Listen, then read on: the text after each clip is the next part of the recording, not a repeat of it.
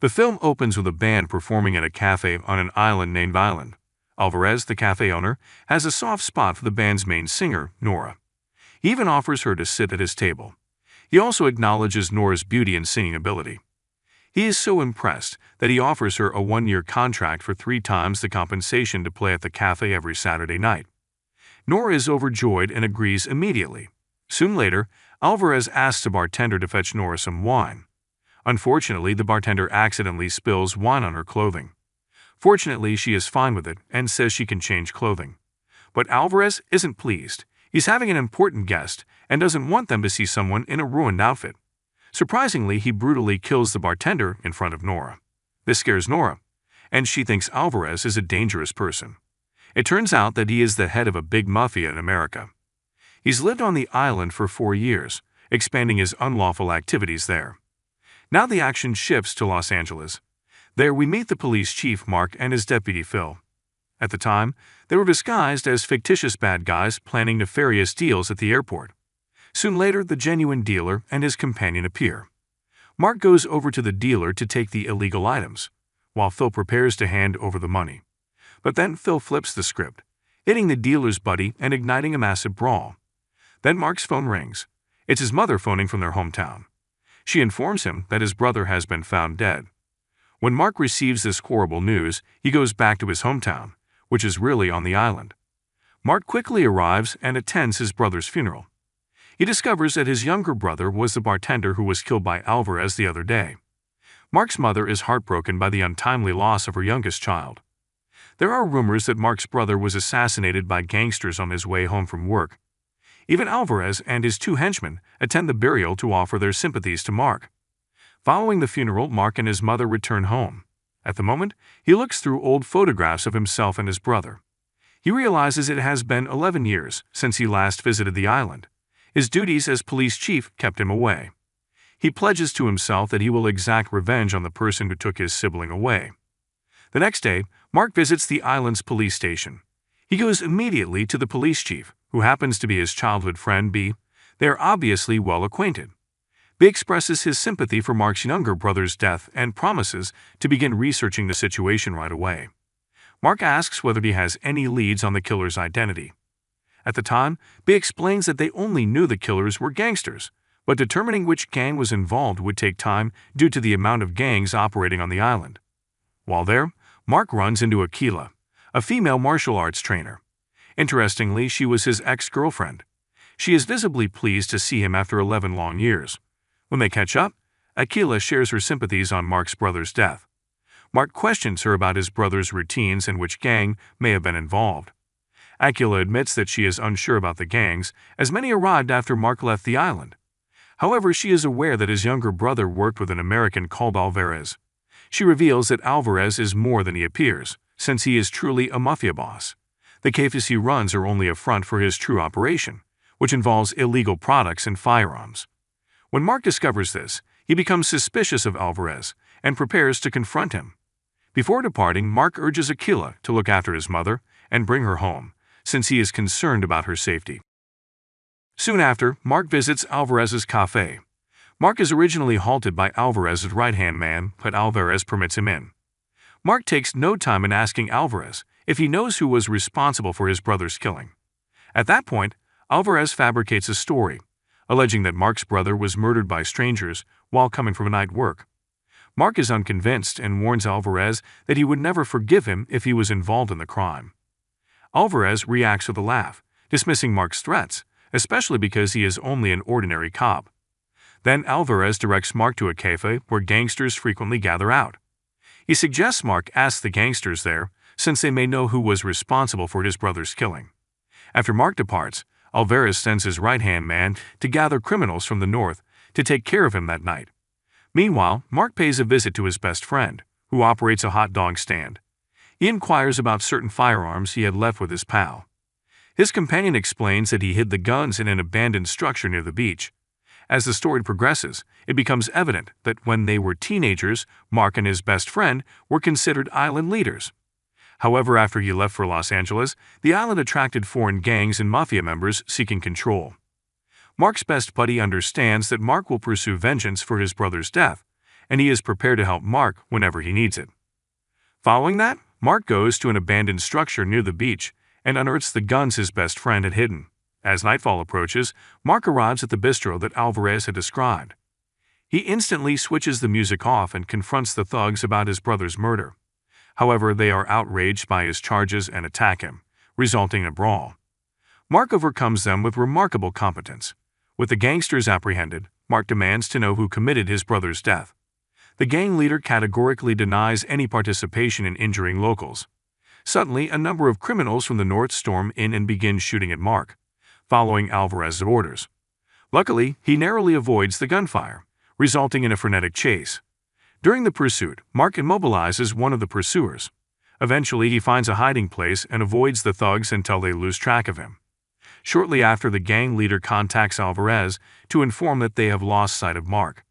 This news enrages Alvarez, driving him to order his gang to kill Mark's mother. Soon later, they come to Mark's house and storm in, shooting at what they believe is Mark's sleeping mother. However, upon closer inspection, they discover it is only a pillow, since Akila, Mark's ex-girlfriend, had taken efforts to safeguard Mark's mother. Later, we see Mark and B, the police chief, investigating the crime scene at Mark's home. At the moment, Mark couldn't help but believe that if he hadn't trusted Akila with his mother, she might have become a victim. Then B informs Mark that he has just gotten information from his informant regarding his brother's murder. As it turns out, there was a witness back then, Nora, a female vocalist. Then B explains that Nora resides in a motel near the church, room number 18. He proposes that Mark speak with Nora directly to discover more about his brother's killer. The next day, we see Mark going to Nora's room. Nora is first hesitant to enter the door, fearing that Mark is one of Alvarez's men. Mark instantly gives her his police badge, assuring her that he is not a threat. Then, Nora finally opens up, and they begin speaking. Mark promises to help Nora leave the island safely if she reveals who killed the bartender, who happens to be Mark's younger sibling. Nora says nervously that Alvarez killed Mark's brother, just because he accidentally spilled wine on her dress. She admits that she has been trapped on the island because Alvarez is afraid she will report to the police. When Mark learns the awful reality, he rushes Nora out of her room.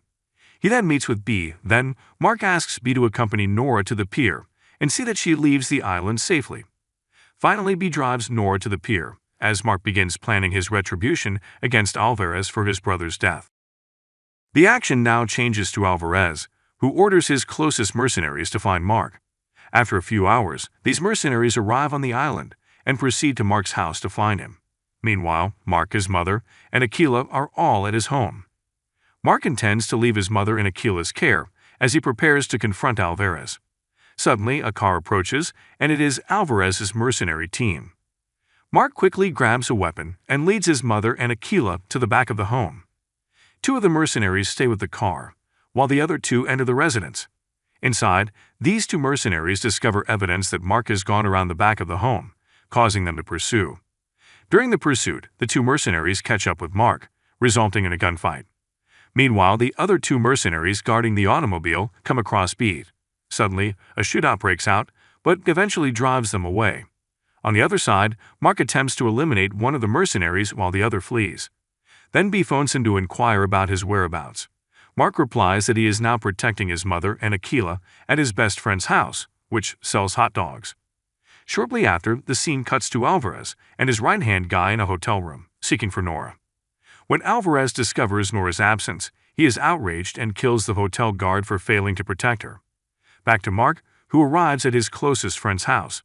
He quickly leaves his mother and Akila behind, intending to exact revenge on Alvarez for his brother's death. The hot dog vendor enthusiastically greets Mark's mother and Akila. However, as Mark prepares to leave, Akila insists on joining him. Mark tries to persuade her, but she perseveres, and they ultimately decide to face the task together. In the evening, Mark and Akila await Chief of Police B's arrival. They've decided to team up with B to face Alvarez tonight. Soon, B arrives in his car, but he does not exit. Concerned, Mark and Akila check on him. To their surprise, they discover B seriously injured. Suddenly, gunfire erupts, indicating an attack by Alvarez's remaining three mercenaries. During the pandemonium, the mercenaries kidnap Akila. While Mark does his utmost to assist the dying B encourages Mark to continue fighting for justice and to defend the island from evil people like Alvarez before he passes away. The following day, locals can be seen attending a church service. Mark then appears and addresses the congregation. He speaks passionately, rallying them against being subjugated by foreigners. He gathers everyone to face Alvarez, the criminal behind the illicit activities. This time, Alvarez's actions have affected not only Mark's brother, but also B, the chief of police, and the kidnapped Aquila. When the residents hear this, they decide to band together and oppose Alvarez. Mark then travels to the police station, temporarily taking over for B as chief of police. He gathers his colleagues' policemen and focuses their attention on their new target, Alvarez. While investigating Alvarez, his attention is pulled by Phil, his Los Angeles police partner. Phil had come specifically to find Mark, concerned about his protracted absence from Los Angeles. Mark then says that he will not return until he has dealt with Alvarez, who killed his brother and is holding Aquila captive. Phil is on board to assist Mark, viewing Mark's predicament as his own. Later that afternoon, Alvarez contacts Mark. He appears to have worked out that Mark was behind Nora's escape. Then he offers a meeting the next day at 7 a.m. to exchange Nora for Aquila. Alvarez promises to leave Mark alone after this encounter if he agrees to forget everything he's done. While Mark unwillingly agrees to Alvarez's stipulations, he knows he won't completely forgive him until he exacts his retribution. Furthermore, Nora has already departed the island, making it impossible for Mark to accompany her to the exchange the following morning. Soon later, Mark contacts Phil and asks him to form a team with the local police. At that point, he designates Phil as the leader in rescuing Aquila from Alvarez's clutches during their scheduled rendezvous at 7 a.m. the next day. Hearing this, Phil agrees to follow the directions. The following day, Mark arrives at the arranged location to meet Alvarez. Meanwhile, Phil and his police squad try to get into Alvarez's offices to liberate Aquila. Soon, they are confronted by one of Alvarez's mercenaries, but Phil quickly eliminates the threat. Returning to Mark, he is now face to face with Alvarez and one of his right-hand men. Alvarez does not waste time inquiring about Nora's whereabouts. Soon after, Mark tells a lie, claiming that Nora would appear when Aquila arrives. He continues to buy time as he anxiously awaits word from Phil, who is in the process of saving Aquila. The picture transitions to Phil's situation, where he has located Aquila, but is being held at gunpoint by a mercenary. At that point, his alternatives are limited, so he surrenders. Fortunately, they eventually eliminate the mercenaries. Then Phil swiftly informs Mark that Aquila is safe with him. Upon hearing this, Mark tells him that Nora is safe in Los Angeles and would not return to the island. In addition, Alvarez threatens to harm Aquila unless Mark cooperates. In a calm tone, Mark says that Alvarez's henchmen are no longer a threat because they have all been dealt with. Angered, Alvarez orders his right-hand man to shoot Mark. However, Mark skillfully incapacitates Alvarez's right-hand man. When it appears that the situation is about to worsen, something unexpected occurs. Suddenly, the hot dog vendor and the island residents come, encircling Alvarez with firearms. Then Mark urges everyone to down their arms, offering the combat between himself and Alvarez to resolve the matter once and for all. At that time, Alvarez grudgingly accepts the challenge. Soon later, the duel commences, and Mark repeats what Alvarez did to his younger brother. In the following scene, Mark and Aquila are seen having an intimate time by the shore. It becomes evident that they are officially in a relationship again and intend to marry soon. Soon after, Phil invites Mark back to Los Angeles, but he declines, emphasizing his determination to stay and safeguard the island from outsiders seeking control. The film stops there.